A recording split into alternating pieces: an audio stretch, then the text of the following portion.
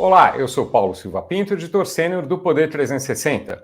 Vou entrevistar o deputado Pedro Paulo Carvalho Teixeira, do PSD do Rio. Pedro Paulo nasceu no Rio de Janeiro, tem 51 anos, é formado em Economia pela Universidade Cândido Mendes, tem mestrado em Economia pela Universidade Federal Fluminense, está no 4º mandato na Câmara. Foi secretário de Fazenda da Prefeitura do Rio em 2020 e 2021, no início do atual mandato do prefeito Eduardo Paes. Ele é atualmente relator do projeto de lei que estabelece a tributação dos fundos offshore, mantidos por brasileiros fora do país. Deputado Pedro Paulo, obrigado pela entrevista. Obrigado, Paulo. É um prazer estar aqui no Poder 360 para trazer aí explicações, esclarecer dúvidas em relação a esse projeto, que é um projeto bastante denso e importante para o Brasil, para o mercado de capitais, enfim. Estou à disposição. Agradeço também a todos os web espectadores que assistem a este programa. Esta entrevista está sendo transmitida ao vivo do estúdio do Poder 360 em Brasília, em 10 de outubro de 2023. Para ficar sempre bem informado, inscreva-se no canal do Poder 360, ative as notificações e não perca nenhuma informação relevante. Eu começo a entrevista perguntando: deputado Pedro Paulo, quanto o governo vai arrecadar com a tributação desses fundos?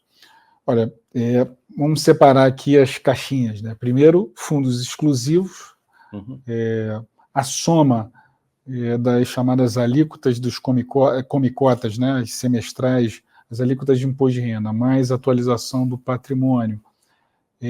A previsão que está na lei orçamentária, não só na proposta que o governo encaminhou, mas na lei orçamentária para o ano de 2024, prevê uma arrecadação de 13 bilhões de reais. Com os dois? Com o fundo exclusivo. Tá, com fundo exclusivo. Com offshore, 7 bilhões de reais. 20 com os dois, portanto. Sim. É importante fazer uma ressalva aqui. Essas arrecadações elas foram feitas a partir de determinadas premissas do projeto que já tiveram alguma modificação. Então, a previsão é essa, mas não quer dizer que necessariamente essa receita será obtida dadas as modificações que já estão em curso, né? Então, mas a princípio é isso. E tem mais uma discussão que saiu, por enquanto, do meu parecer, dessa votação, que é a reformulação dos juros sobre capital próprio, que é outra frente importante de arrecadação do governo, e é necessário rediscutir esse mecanismo. Previa uma arrecadação também de 10 bilhões e meio. Então, adicionais. Então, nós estamos falando, para que quem nos assiste ter uma ideia, o governo tem um desafio para atingir o resultado primário, ou seja, o equilíbrio entre receita primária e despesa primária. A gente não está falando dos juros, né, do pagamento da dívida, que é a meta que o governo se estabeleceu para o ano que vem, de zerar o déficit primário, ou seja, ter resultado primário zero. Ele tem ali na proposta orçamentária uma receita incremental que ele precisa obter para poder atingir o resultado de 168 bilhões. Desses 168 bilhões, nós estamos falando de cerca de 30 bilhões desses 168 a partir dessas mudanças legislativas. Fundos exclusivos, offshore, mais juros sobre capital próprio. Lembrando que nesse projeto que se pretende votar ou no dia 17 ou no dia 24, nós falaremos só desses dois temas, que é fundos exclusivos e offshore. Fundos offshore, é possível estimar quantos existem com brasileiros? Dado da Receita Federal, 1 trilhão de recursos em offshore. São offshore declaradas, né, a Receita Federal, um volume de aproximadamente 1 trilhão de reais.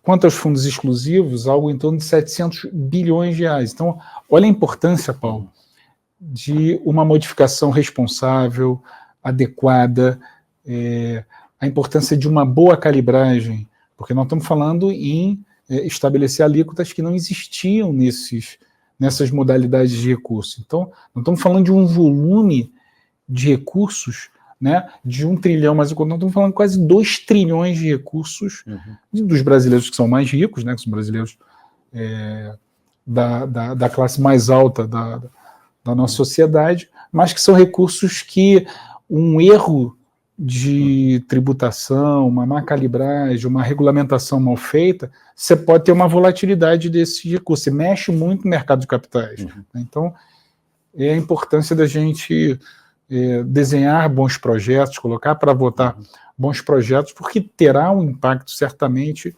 na alocação desses investimentos. Esse 1 trilhão é dos fundos declarados. Offshore. Assim, possivelmente há fundos não declarados. Há uma estimativa sobre isso? Não. Tá. Não é uma estimativa. Eu não saberia dizer os números agora, mas há cerca de 4, 5 anos atrás, a Câmara votou uma tributação favorecida visando a repatriação desses recursos que estavam em offshore, e aí incluía as não declaradas também. Aí você teve um movimento grande de regularização desses recursos que estavam lá investidos. O projeto que está se discutindo agora se refere somente àquelas offshore que estão declaradas. Que são declaradas. Não há um objetivo, uma intenção de tentar trazer para o... Enfim, para... Estamos falando daquilo que está dos investimentos brasileiros fora do Brasil em offshore declarados. Como o senhor explicou, os fundos exclusivos, que em geral têm um dono só, mas não necessariamente, isso foi incorporado ao projeto, no seu parecer. Por que houve essa fusão?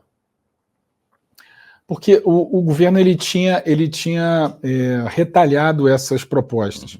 Ele mandou uma medida provisória, a medida provisória falava somente dos fundos exclusivos, depois ele mandou um projeto de lei, o que a gente chama lá na Câmara em regime de urgência, que ele tem um prazo para ser votado, senão a gente fala esse nome chato, sobresta a pauta, ele interrompe as votações, ele trava as outras votações. Isso é um precedente regimental que tem o executivo, o governo, quando ele manda um projeto para o Congresso, e aí estavam o JCP, o Juros sobre Capital Próprio, também um outro projeto, só que sem regime de urgência. Então estavam esses 3 projetos tramitando separadamente, e o esforço que tem sido feito, que nós fizemos, quando o presidente Arthur Lira me designou como relator do projeto de lei dos offshore, foi incorporar, em primeiro lugar, a AMP dos fundos exclusivos e depois também a JCP, né? Na verdade, a ideia era fazer um 3 em 1, juntar todos no mesmo parecer. A gente conseguiu avançar no fundo exclusivo no offshore e no JCP, a gente deu um passozinho atrás, mas para votar na sequência, depois da apreciação desses 2 projetos juntos. Houve uma redução na alíquota de 10% para 6%, tanto no caso dos offshores quanto dos exclusivos. Por quê? Paulo, posso dar um passinho atrás, claro, para quem está nos assistindo entender? A primeira coisa, são 2 tipos de tributação que estão sendo previstos. Falando de offshore e falando de fundos exclusivos. A primeira delas é aquela tributação sobre os rendimentos, aquela tributação que ela é feita periodicamente. Então, por exemplo, no caso dos fundos exclusivos, vai passar a ter uma alíquota que a gente chama de come-cotas, que todos os investidores, eu tenho um fundo, aplicações, e aí... Paga 2 vezes por ano. 2 vezes por ano e tal. Ele recolhe ali em maio e novembro, então tem uma regra própria. A ideia é que os fundos exclusivos que não têm não pagam esse tributo, eles pagam somente quando há uma alienação daquela cota, ou ele vende, ou ele transfere. Né? Assim hoje, né? É assim hoje, não tem nenhuma tributação, então ele vai diferindo, ele vai tendo aqueles ganhos e no final ele paga. Então a ideia dos fundos exclusivos é igualar as 2 coisas, é tirar essa assimetria. Então os fundos exclusivos vão pagar a mesma alíquota dos fundos abertos no sistema de come-cotas semestral. No caso do offshore, eles vão pagar anualmente com base numa alíquota que foi determinada, que foi desenhada pela Receita Federal, que é com base no volume que está em offshore. É importante dizer que no fundos exclusivos e abertos, uma vez aprovado, o critério da alíquota, que a gente chama que é regressivo no tempo, é com base no tempo que aquele recurso está aplicado. Por exemplo, se você tiver uma carteira com perfil de curto prazo, você paga mais imposto. Se tiver longo prazo, você paga menos imposto. porque a intenção desses investimentos é que eles permaneçam ali encarteirados para que eles promovam os efeitos de investimento, de funcionamento, do que o mercado de capitais ajude o setor produtivo. Então, essa foi uma fonte de recursos uma fonte de recursos disponível para investimentos. Então, por isso, essa modelagem. No caso do offshore, ela é com base no volume que está aplicado lá. Então, tem uma diferença, tem também um porquê dessa diferença, mas é importante dizer que essa é uma primeira modalidade de alíquotas que incidirão, né, nesses dois fundos, offshore e fundos fechados. A outra, que é a sua pergunta, é a alíquota de 10%, ou no caso, no meu parecer, de 6% sobre o patrimônio, sobre o estoque que está lá. É todo passado, né? Então, essa é uma alíquota que é uma alíquota reduzida por alguns motivos. No caso dos fundos exclusivos, não é justo você chegar e fazer uma atualização, impor ao investidor uma atualização com uma alíquota que seria a alíquota que ele pagaria de ganho de capital quando ele sai daquela posição, daquela aplicação, quando ele vende aquela cota ou transfere. Então, o que se faz nesses programas de atualização é você colocar uma alíquota menor, no caso, 6%. Mas ela vai ser obrigatória. Por exemplo, quem tem um fundo exclusivo, a partir do ano que vem, todo o volume de estoque dele até dezembro de 2023 vai ser atualizado com base com 6%. A partir de 2024, aí a alíquota normal de 15%. Sobre o rendimento. Sobre o rendimento. De 15 a 22. A diferença do que ele atualizou para o ano que correu em 24, só pela diferença. Perfeito. Então, no caso do offshore, ela é facultativa, ela não é obrigatória. Então, ela também será de 6%, assim como no fundo fechado. Aí as pessoas vão questionar, mas por que 10%, tirar de 10% e colocar 6%? Por que diminuir esses 4%? Porque é sempre uma definição muito sensível, né? Porque se de um lado a gente quer, por exemplo, que essa alíquota ela tem um tamanho tal e produz um incentivo tal que, no caso do offshore, que é facultativo, que os investidores queiram fazer essa atualização e não esperem, por exemplo, simplesmente daqui a um ano, 2 anos, façam a mudança da sua posição, a venda e pagar um 15%, pagar um valor de ganho de capital maior. Eles podem esperar, eles têm essa opção. Eles podem esperar. Então, é importante que se coloque uma menor para que você possa ter essa motivação para atualizar o seu capital. O sujeito pensa lá, não, é um ganho botar 6, né? Do que eu esperar 15, aproveitar essa pechincha e vou lá, atualizo lá. Mas, de outro lado, também, a gente tem que tomar cuidado, porque ao colocar também muito baixa essa alíquota, você pode ter simplesmente um movimento do sujeito. Fala o seguinte, olha, não atualizei, essa peixe, peguei essa vantagem aqui agora, e ainda tem uma alíquota que ela é anual, tá ficando muito caro ter a offshore lá, e eu com domicílio aqui no Brasil. Então, pode ter um movimento dele fazer o seguinte, olha, saio do meu domicílio e vou para fora, porque a gente tem que entender o seguinte, é difícil, por exemplo, para você, Paulo, fazer esse tipo de, pensar que eu vou mudar o meu domicílio fiscal. Eu não tenho casa em Miami, fora, não é isso. Mas uma pessoa dessa que tem tantos milhões aplicados, mudar o domicílio fiscal não é algo tão difícil, entendeu? Então, tem que tomar cuidado para que também isso não gere um movimento ao contrário do que se imagina, né?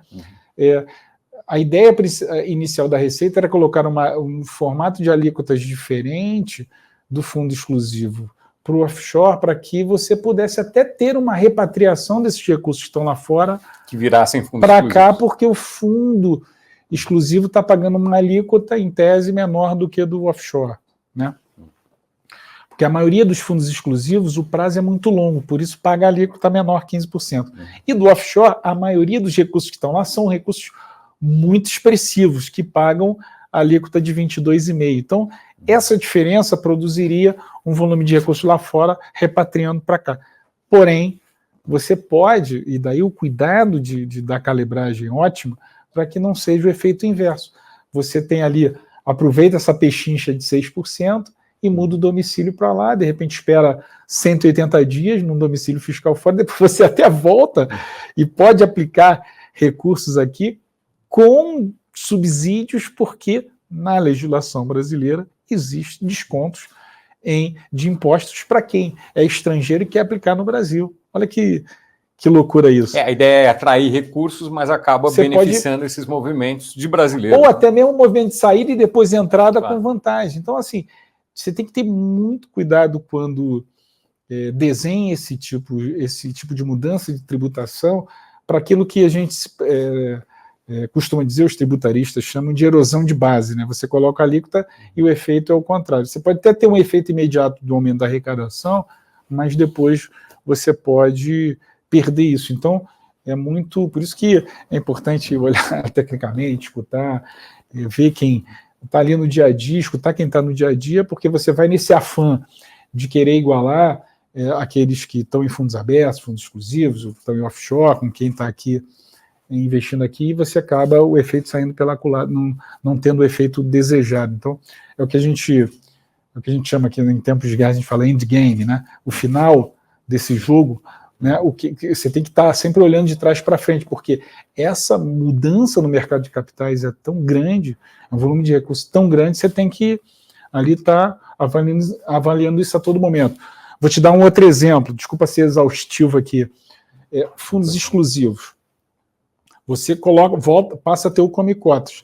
Naquele afã de ser uma justiça entre o fundo aberto e fechado, você colocou o come-cotas, mas você pode ter um movimento, que é algo que a gente tem que observar, que é o seguinte: você acabar com essa modalidade de fundo exclusivo e você ter ali o investidor buscando ativos de mais longo prazo e ativos que têm subsídio.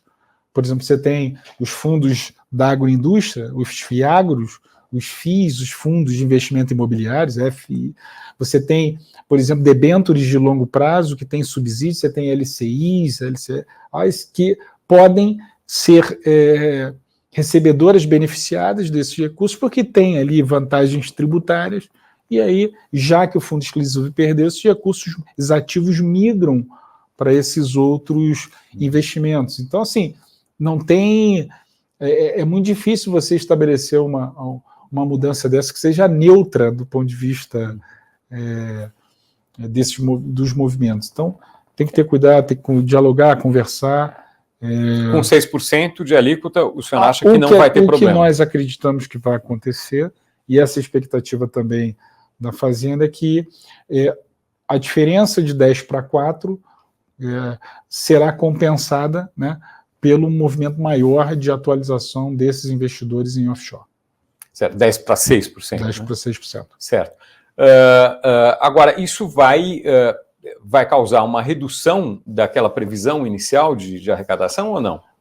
Essa é uma interrogação, né? Os dados foram os dados da Receita. A Receita até agora a gente tem cobrado, não abriu a base de dados, então é difícil você estabelecer as premissas com que eles fizeram esse cálculo, mas um pouco a percepção que a gente tem da Receita Federal é que uma coisa pode compensar a outra.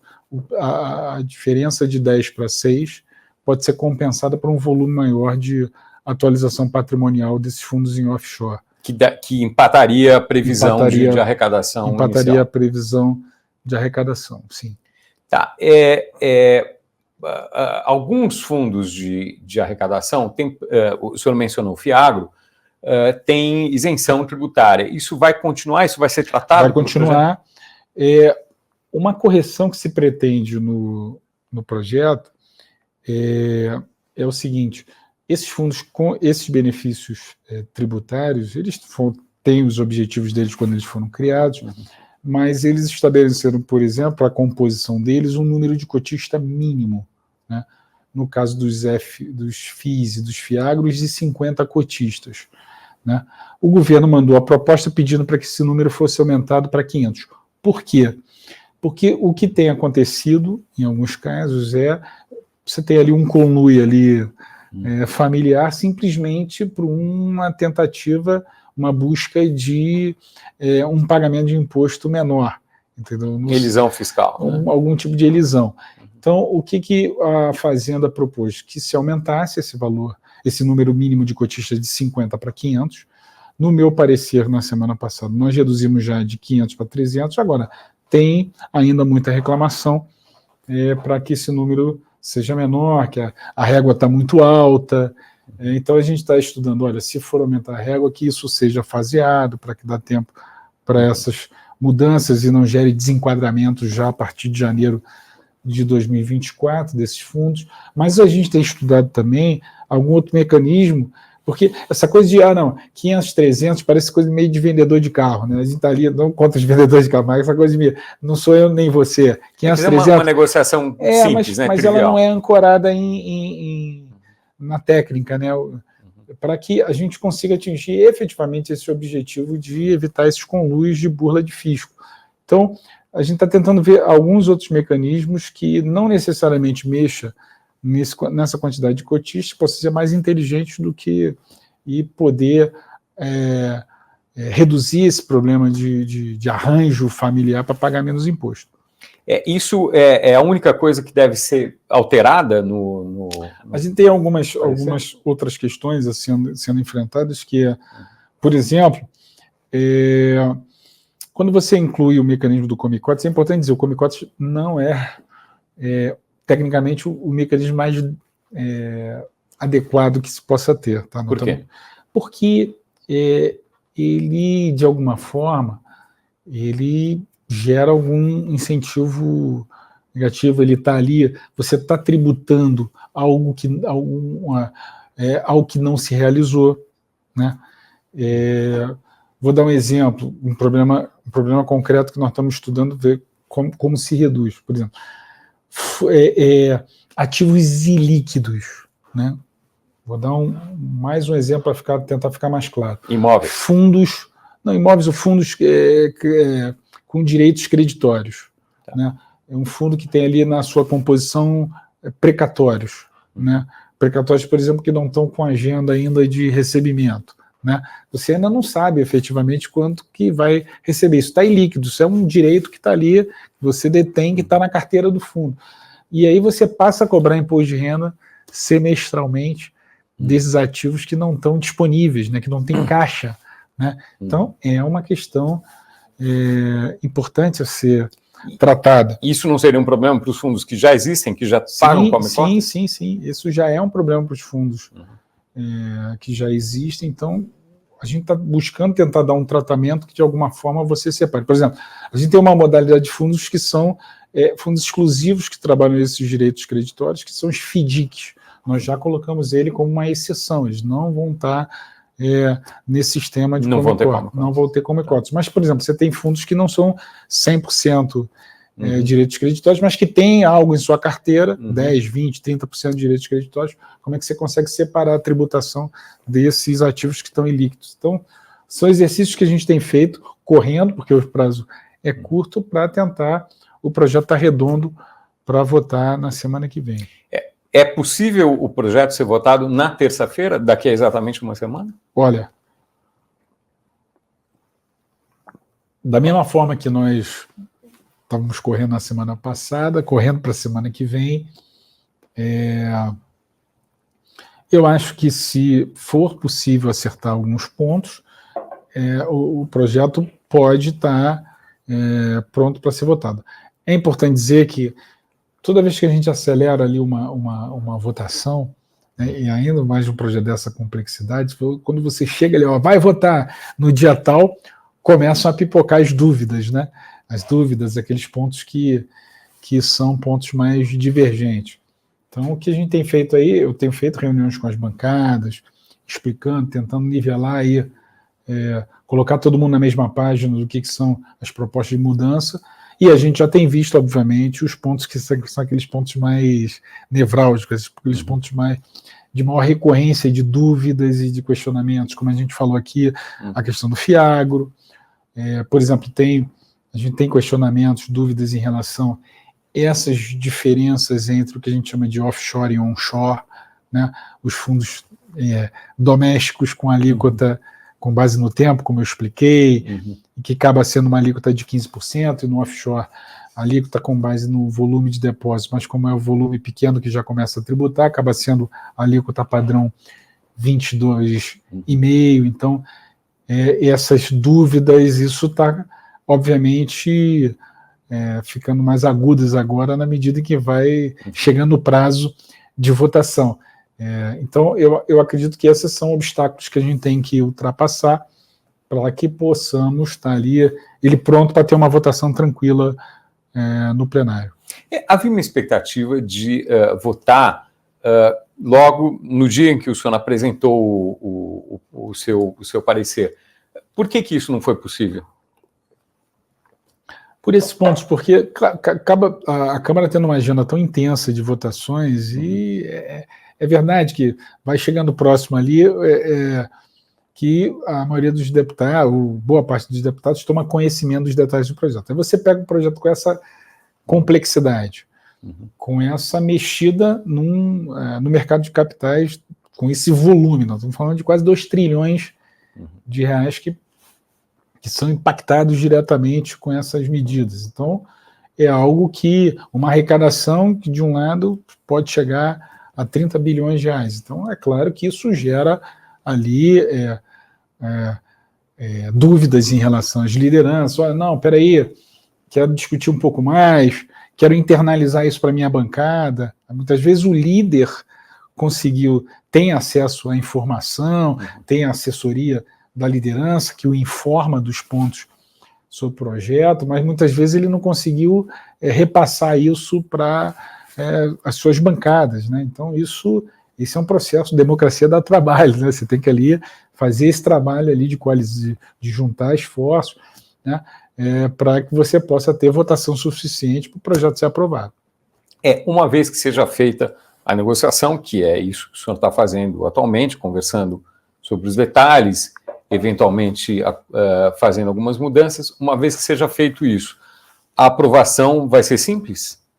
A maioria é simples, é um projeto de lei, não é um projeto de lei. Vai ser garantido que é certeza que aprova? Eu acredito que temos grandes chances, o governo tem a sua base organizada, claro. Tem sempre uma discussão, como é que está a base, tem problema aqui, tem um pleito ali, mas a base do governo está dada, está organizada. Para você ter uma ideia, nós já aprovamos esse ano proposta de emenda constitucional, algumas, né? Muitos projetos importantes e complexos de leis complementares, que têm quóruns mais qualificados, maiores, para serem aprovados. Né? Então, eu acredito que, como é um projeto de lei com maioria simples, a gente pode construir aí uma boa aprovação do projeto. Quer dizer, simples é a maioria dos presentes. Dos presentes. Né? Dos presentes. Só. Dos presentes. Bom, o senhor mencionou os juros sobre capital próprio, que são uma forma de distribuir uma remuneração aos acionistas. Como é que vai ficar esse projeto, essa modificação? O senhor vai ser o relator disso também? Olha, eu tentei trazer esse tema junto dessa discussão offshore e fundos exclusivos.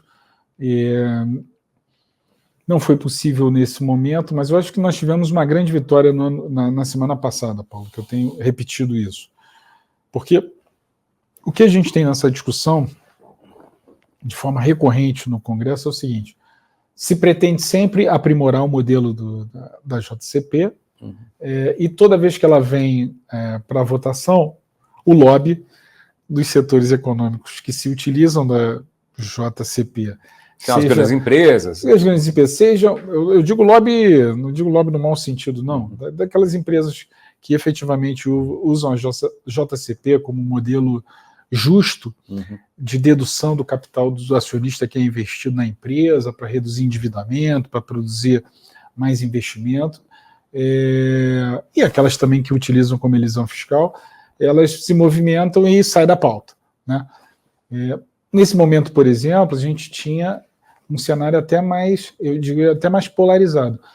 O governo mandou uma proposta para a Câmara, nós falamos aqui no princípio, não foi de modificação dos juros sobre capital próprio, dessa dedutibilidade, foi de fim desse mecanismo de dedução.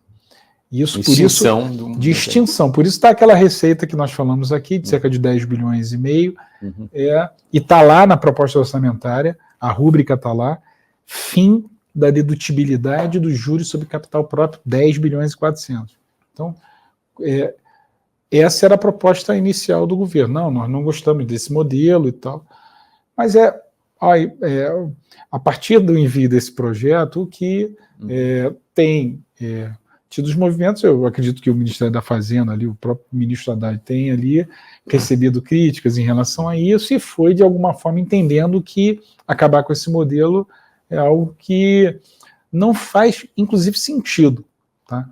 Porque é importante se dizer que a gente tem o juros sobre capital próprio, se eu não me engano, é desde 1997, e a Europa, por exemplo, que não tinha esse modelo, instituiu na época da pandemia, como uma das soluções de fomentar o mercado de capitais, de fomentar os investimentos numa época de crise, né? E construiu um modelo que é até um modelo, que eu diria até mais aprimorado do que o nosso. Né? Então, assim, eu acredito que a vitória que nós tivemos na semana passada foi tirar um pouco dessa discussão de acaba ou o lobby empurra para frente, entendeu? Ou não se discute. Então, quando tive uma reunião com o ministro Haddad, a gente abriu esse canal de diálogo para discutir essa reformulação, a exemplo dos modelos que nós estamos vendo, que a gente vê lá nos países da OCDE, alguns exemplos desse mecanismo, ou simplesmente um aperfeiçoamento do modelo que, de alguma forma, mesmo que se continue com a JCP, se fecha a torneira para essas empresas que simplesmente utilizam esse mecanismo para burlar o fisco e não para cumprir as suas funções de aumentar investimento nas suas empresas e reduzir endividamento. Entendeu? Então, eu acredito que a JCP volta para a pauta na sequência. Quem pensa que vai continuar empurrando isso com a barriga está enganado, até porque o governo está com a premência do tempo e de performar receita. Então, vai ter que votar essa questão. Então, eu acredito que isso se acelera também pós-votação de juros dessa proposta dos fundos exclusivos e do offshore. E eu, obviamente, tenho pleiteado relatar essa proposta para que a gente possa fazer algo que seja razoável, que seja alinhado com o que o mundo desenvolvido está fazendo, e algo que seja tecnicamente adequado e que cumpra os objetivos de utilizar esse mecanismo, que eu acho um mecanismo justo, justo e importante para você fomentar o mercado de capitais. A solução seria uma coisa intermediária entre o que existe hoje e a extinção, quer dizer, não seria extinção, não seria extinção. Seria um aprimoramento do modelo. É possível dar algumas linhas do que seria isso, uma coisa razoável? Por exemplo, você mudar a fórmula de calcular os juros sobre capital próprio, você pegaria ali, de um lado, você só incidir esses recursos na diferença do capital próprio da empresa em determinado período de tempo, 5 anos ou 10 anos. De outro lado, você estabelecer algum limite para despesas financeiras, seria um caminho, tem críticas, tem defensores, tem ofensores limitaria um pouco o uso do mecanismo. Você, de alguma forma, você calibrar ali um pouco das duas coisas para extrair efetivamente de quem está colocando o recurso na empresa para fomentar investimento e reduzir endividamento. De outro lado, você tem uma outra proposta que é simplesmente corrigir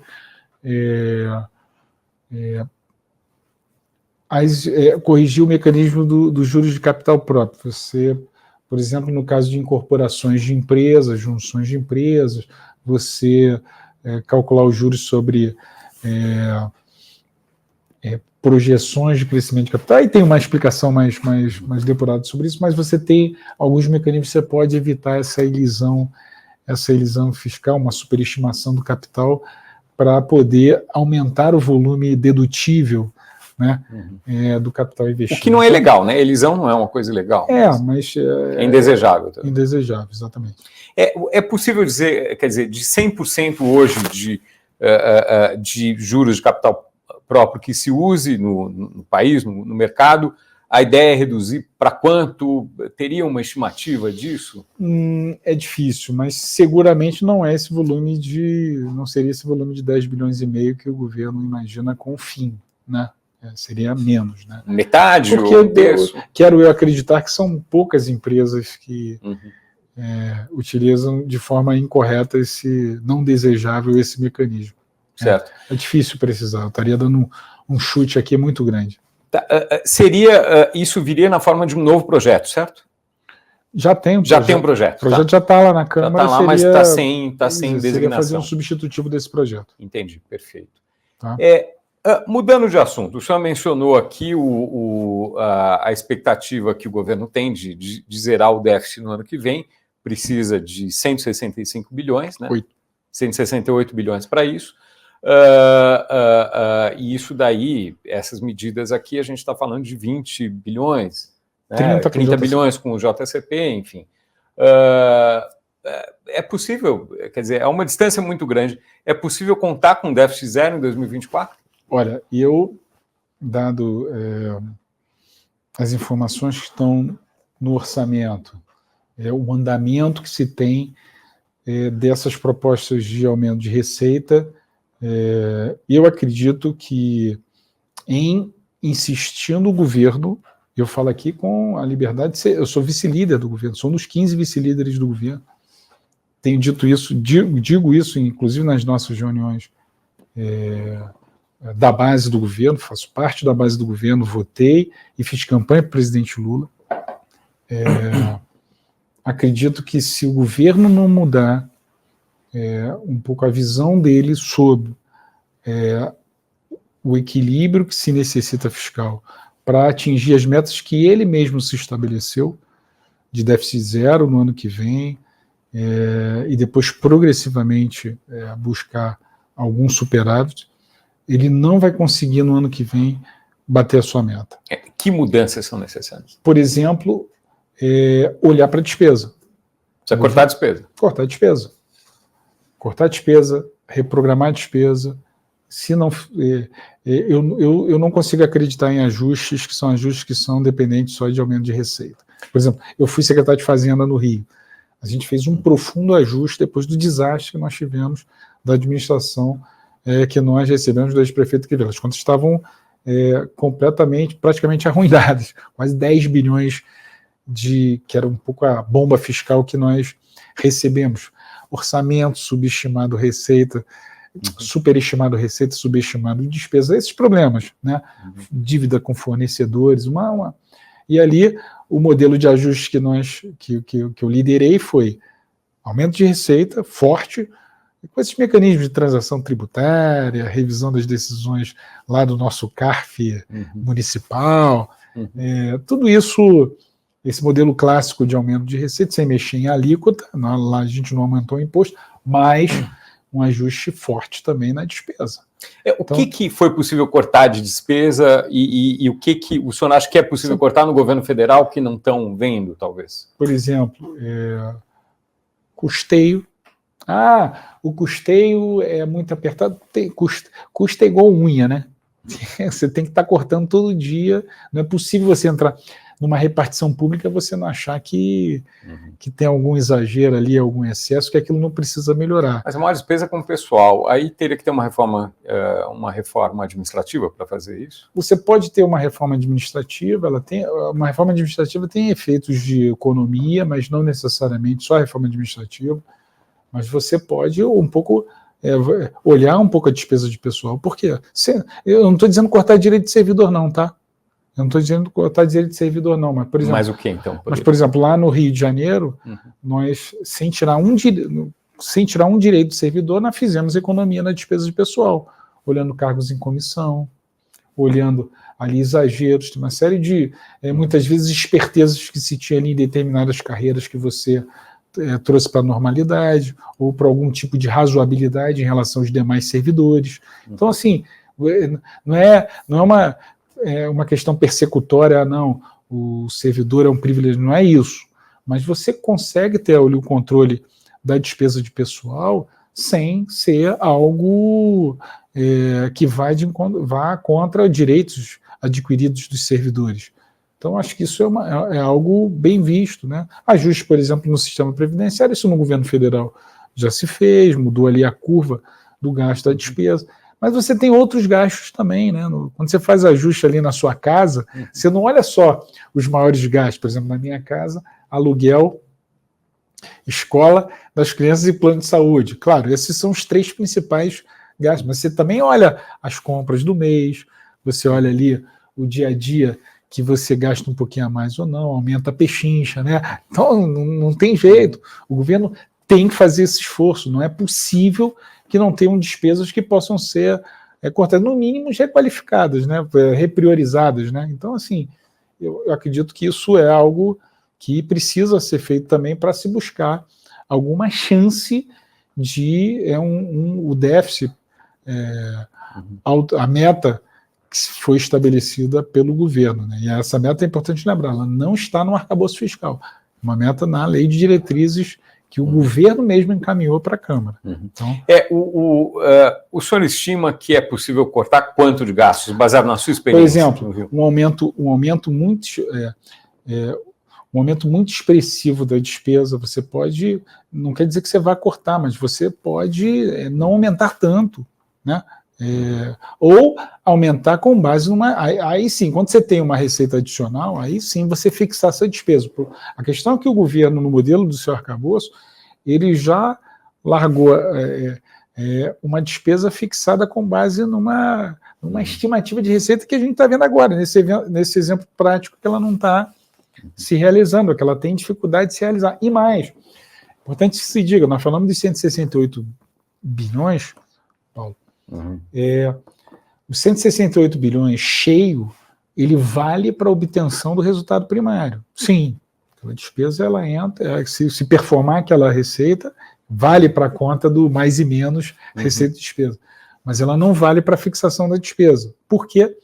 Porque no modelo da âncora do arcabouço fiscal que nós aprovamos, que o governo encaminhou, você fixa a despesa, o ganho real da despesa, né, com base em 70% da receita, com aquele intervalo de 0,6% a 2,5% acima da inflação. Então você tem as suas balizas para você fixar a despesa. Só poderia usar 70%. 70% da receita que se repete, que tem lá... Recorrente. Esse é o termo que está no arcabouço. Então, vou dar um exemplo. Aqui, no caso da offshore e dos fundos exclusivos, nós falamos de alíquotas do Come-Cotas, falamos das alíquotas anuais do offshore e falamos da atualização patrimonial. Atualização não entra. Não entra. Entra uma vez e não entra mais. Entra o Come-Cotas. Então, ela vai ter que ser separada. Ela vai valer para o resultado primário, mas não vai valer para cumprir ali as despesas de PAC, Bolsa Família, de educação, saúde. Então é importante que isso seja colocado, daí o risco de você depender tanto dessa receita para performar o resultado primário e para poder fixar a despesa, uma despesa que está indexada, uma despesa que está acima da inflação. Então, as emendas parlamentares, elas correspondem a 30% das despesas discricionárias atualmente. Isso não é uma pressão também por gastos? Sim. Isso tem aumentado, tem crescido, né? Sim, é claro que é uma pressão.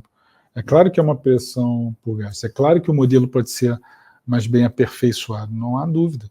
Mas são despesas, e aí é uma discussão entre executivo e a Câmara em relação a ela é muito grande ou não, tem que ser menor, mas enfim... Mas o governo deveria discutir isso? O executivo deveria discutir isso? Eu acho que tem que ser discutido como um todo, né? Então, mas eu volto aqui a chamar a atenção. Acho que se nós não olharmos a questão da despesa, provavelmente no ano que vem, eu acho que o governo não fará isso agora, mas vai, e já tem esse burburinho, né? Ah, não, temos que rever a meta, O senhor acha que ela vai ser revista? Eu quero crer que o governo continuará fazendo os esforços, nós vamos estar ali para ajudar, estou aqui para ajudar, esse projeto é um projeto para ajudar a fechar aí esse lego, né, de aumento de receita, mas eu quero crer que o governo não vá mudar a meta, porque acho que isso seria um desastre do ponto de vista, seria você, no primeiro ano, você descredenciar o próprio arcabouço que o próprio governo concebeu. Qual a sua avaliação sobre o arcabouço? O senhor acha que foi uma boa substituição do teste de eu gastos? acho que ele é melhor ter uma regra do que não ter nenhuma, né?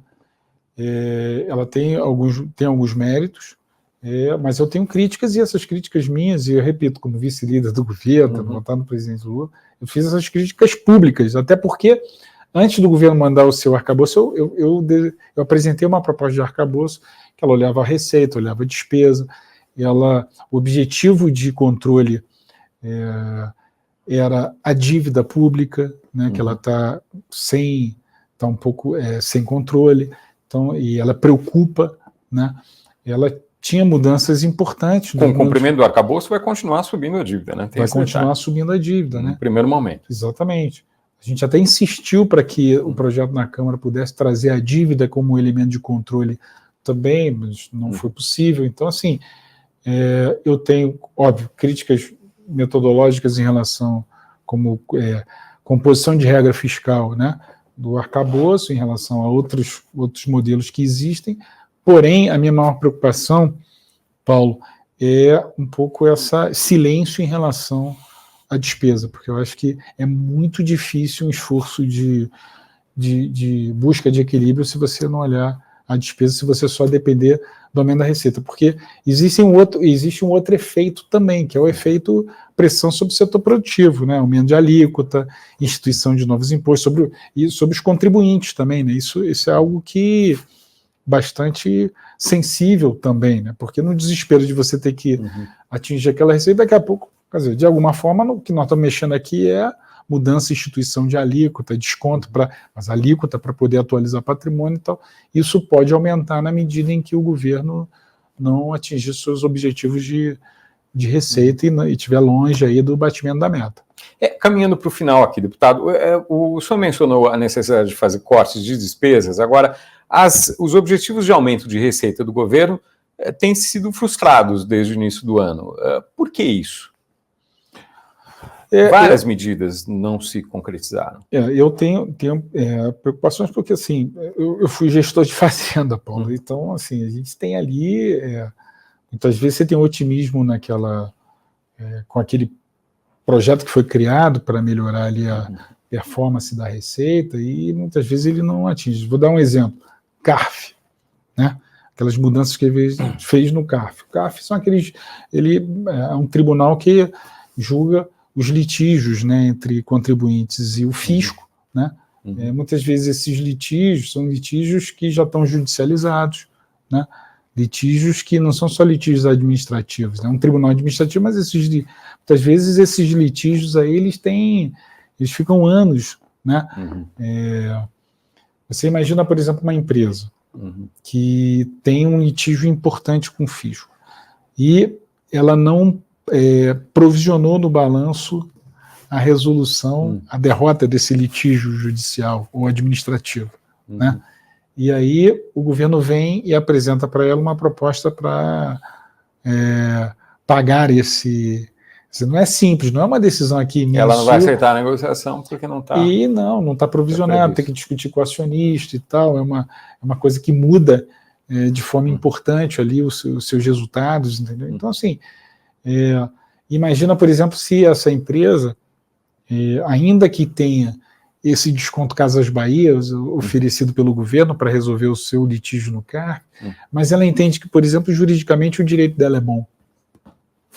Então, se levar ao limite, ela vai ganhar. Vai ficar anos ali, ela pode fazer uma aposta, uma decisão de empurrar isso para frente. Entendeu? Então, assim, mas naquela fixação, naquela estimação de quanto seria a arrecadação potencial se mudar as regras do CARF, pró-fisco e não pró-contribuinte, você pode ter uma expectativa de arrecadação, você pegou aquele número, botou no orçamento, botou ali nas suas expectativas, na tua definição de meta, ele não se realiza.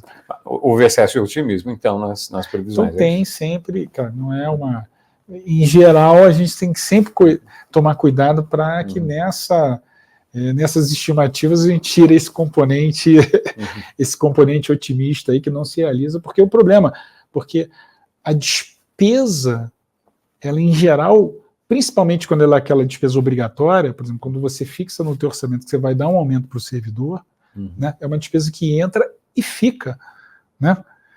E a receita, é recorrente. A receita são as duas coisas. Às vezes é a receita que não se realiza e ainda aquela que se realiza, ela não é recorrente.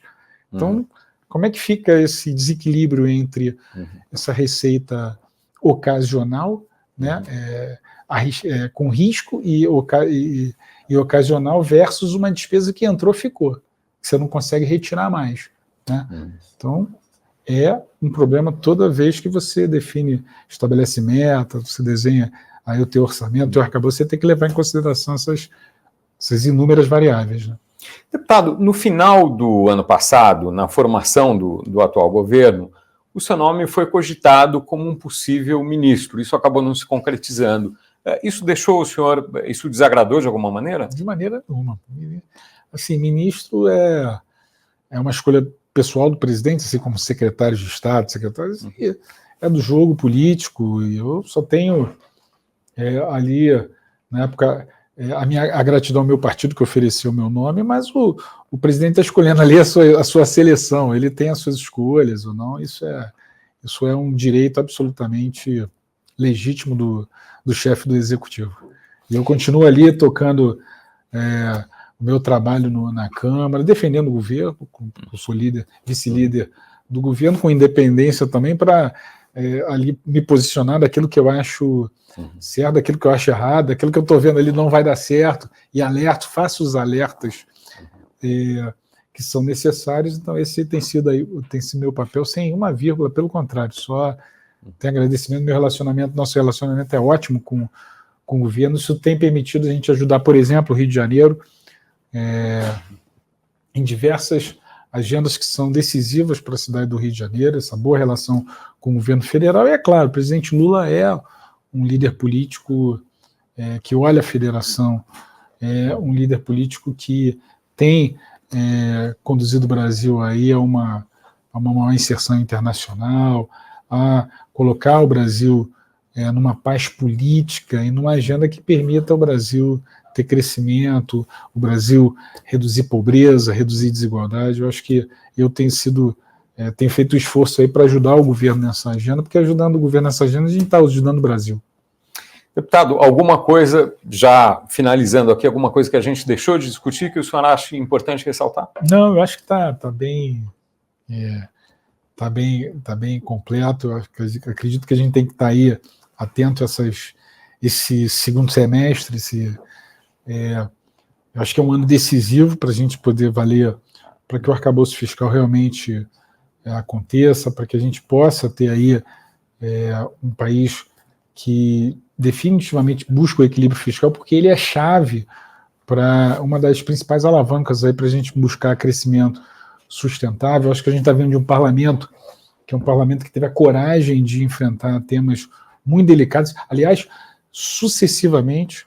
Não é só com o presidente Lula, aprovamos a reforma tributária, aprovamos o novo arcabouço fiscal, mas também, e a gente precisa chamar atenção para isso, o parlamento, no governo anterior, também aprovou, nos dois governos anteriores, aprovamos reforma previdenciária, aprovamos reforma trabalhista, novo marco do saneamento, lei de liberdade econômica, assim, tem um conjunto enorme de reformas que, se a gente olhar o todo, tem feito o Brasil avançar, e para muitos economistas, o entendimento de que o Brasil tem hoje um PIB potencial, uma chance de crescimento maior do que tinha anteriormente, justamente por essas reformas que aconteceram, e as que estão por vir, e uma maior rigidez das instituições. Eu acho que isso, da democracia, eu acho que isso tem feito o Brasil olhar o futuro com mais esperança do que tinha antes.